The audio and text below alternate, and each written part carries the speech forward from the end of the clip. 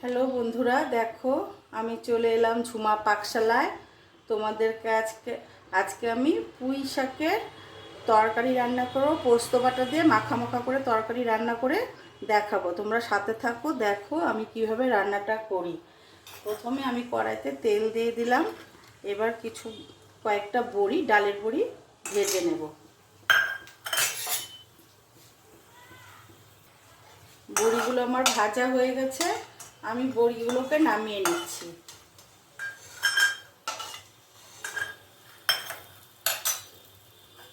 এবারে আমি কড়াইতে দেখো কালো জিরে ফোড়নে দিচ্ছি,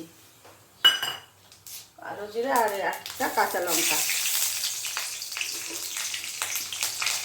এবারে দেখো আমি পুঁই শাক কেটে নিয়েছি, ওর মধ্যে অনেক কিছু সবজি দিয়েছি। মিষ্টি কুমড়ো আছে, মিষ্টি আলু আছে, ঝিঙে আছে, পটল আছে, বেগুন আছে, সমস্ত কিছু দিয়ে আমি দেখো আমাদের এই উত্তরবঙ্গে এই যে লাল রঙের পুঁই পাওয়া যায়, লাল রঙের পুঁই আমাদের উত্তরবঙ্গে হয় আর কি।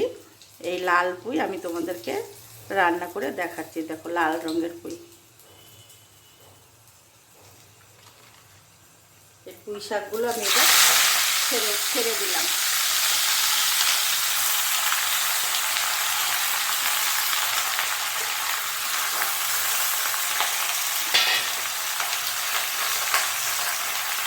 এবারে আমি স্বাদ মতো নুন দিয়ে দিচ্ছি, নুন দিয়ে একটু নেড়ে নেব। এবারে আমি এটাকে হাফ চামচ হলুদের গুঁড়ো দিয়ে দিচ্ছি, হলুদের গুঁড়ো দিয়ে আর একটু নেড়ে নেব আমি।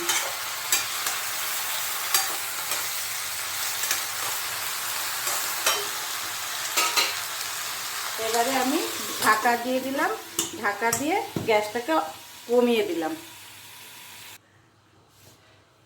এবারে আমি দেখো মিক্সির মধ্যে পোস্ত ভিজিয়ে রেখেছি, এই পোস্ত আর 3টে কাঁচা লঙ্কা, এবার আমি এটা পেস্ট করে নেব মিক্সিতে। এবার আমি ঢাকনাটা উঠিয়ে দেখি আর আগুনটাকে বাড়িয়ে দিলাম।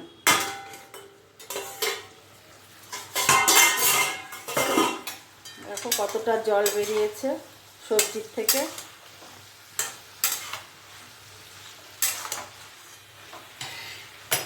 এবারে আমি যে পোস্তটা পেস্ট করেছি সেই পোস্ত বাটাটা আমি দিয়ে দিলাম।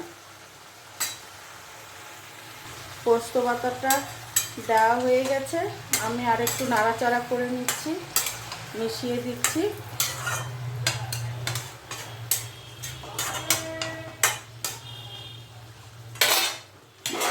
মেশানো হয়ে গেছে, আমি আর একটু চাপা দিয়ে আবার গ্যাসের আগুনটাকে কমিয়ে দিচ্ছি। আরেকবার আমি ঢাকনাটা উঠিয়ে দেখি কি হচ্ছে।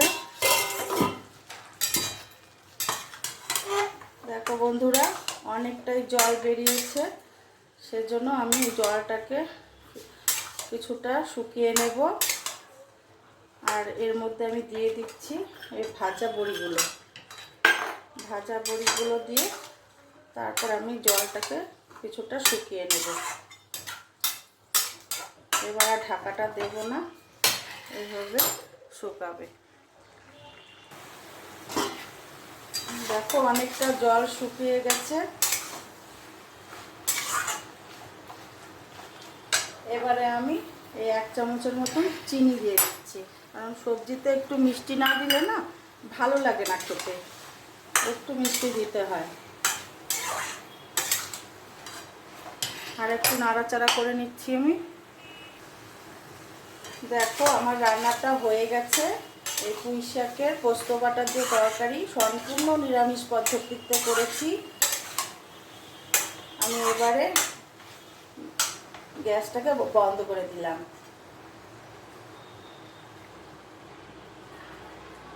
এবারে আমি নামিয়ে দিচ্ছি। দেখো তোমাদের রান্নাটা কেমন লাগলো, ভালো লাগলে আমাকে লাইক কমেন্ট করে জানিও, শেয়ার করো। খেতে কিন্তু ভীষণ ভালো লাগে, নিরামিষ যারা খায় তারা এটা রান্না করে খাবে। নিরামিষের দিন রান্না করে খাবে তোমরা, খুব ভালো লাগে খেতে। এই পোস্ত দিয়ে পুঁইয়ের তরকারি।